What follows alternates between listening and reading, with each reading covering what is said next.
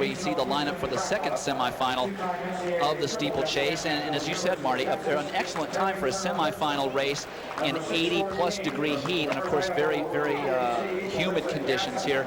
An 8:31 is excellent as we look at Carl Van Kalkar, Matthew McGurk, Mark Manley, Marty Stroshine, Brad Barton, Donovan Bergstrom, James Gibson. There are 14 total in each one of these semifinals, half the field going on to the final. Gavin Gaynor, Noyes Livingston, Mark Krogan, who has run 8:10 last summer, Mark Coogan, many people will confuse those two people, Brian Deemer, the 1984 Olympic bronze medalist from Los Angeles, and the last American in a distance race to win an Olympic medal. So we do have contenders in this particular event, which was why running them through these kinds of trials just 6 weeks before the Olympics, sometimes I wonder what they're thinking. Well, this is the one event, you hit it, that it's going to be real hard to recover for the Olympics. To run 3 steeplechases in this heat, the pounding that your legs take, the chance for injury, it's going to be very hard. But we have been successful in 84. As you mentioned, Brian Deemer got the bronze, but actually Henry Marsh could have gotten the gold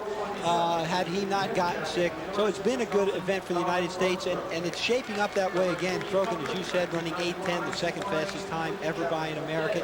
Brian Deemer is in this heat. A lot of eyes will be on him because he has a protruding disc in his back, and he looked okay in the first round.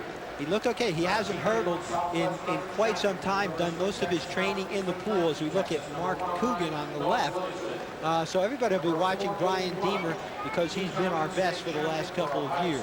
Well, we were looking at Mark Krogan, number 183, who ran that 8:10. And what's funny about that, our statistician, Tom Jennings, was the one to inform him that he had run 8:10 on the bus half an hour after his race in Brussels last year. Ready now for the second heat in the steeple. But you can't help but talk about that long jump. I know it's not a gymnastics competition, but as we've gone through one flight, doesn't Mike Conley look the best, the most like himself? Yes, no question. Of course, as we said, he's made the team in the triple jump. This is like icing on the cake for him.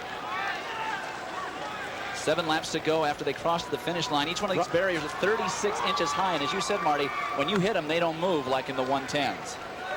All right, Brian Deemer right into the lead. One thing I've noticed in these trials, whether it's been heats of the 1500 and now this steeplechase, the older athletes get out in front. They've seen it before, guys getting clipped from behind. They leave nothing to chance. It has no bearing on how they might run the finals, but they want to get out and out of traffic. And they're sorting themselves out. That is Carl Van Kalkar in the lead, not Brian Deemer, but Van Kalkar, a veteran himself.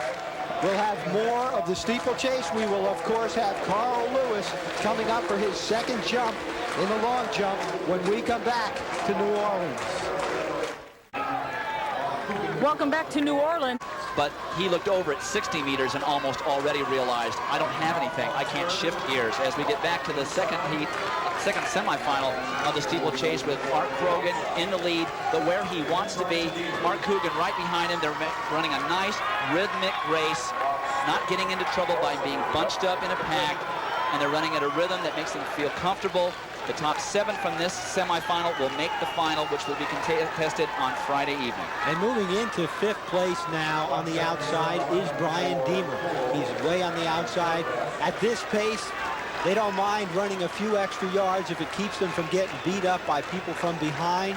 And at this pace, they're not afraid to let the leaders get a few yards by running out the second or third lane. But this heat is going quite a bit differently than the first heat. This one's going to be a little more iffy over the last 2 laps. No one has taken the pace out quickly enough to spread the pack out, and in the steeplechase, that is almost dangerous. Marty, as good as you were at 1,500 meters, then later in 5,000 meters, did you ever even consider this as an option for running? As we look at Larry Myrick's on the runway, it's an in-between distance, but those hurdles in that water jump got to make you think twice. I was dying to do it. It was a perfect distance for me. I would go over the hurdles in practice, and 3 days later, I'd always get hurt. I just didn't have the legs for it. As we go back to more steeplechase, just 1 lap to go with Mark Krogan continuing to lead over Mark Coogan. Brian Deemer now starting to move up a little bit. You can see them there in the all black. He's in about 5th place.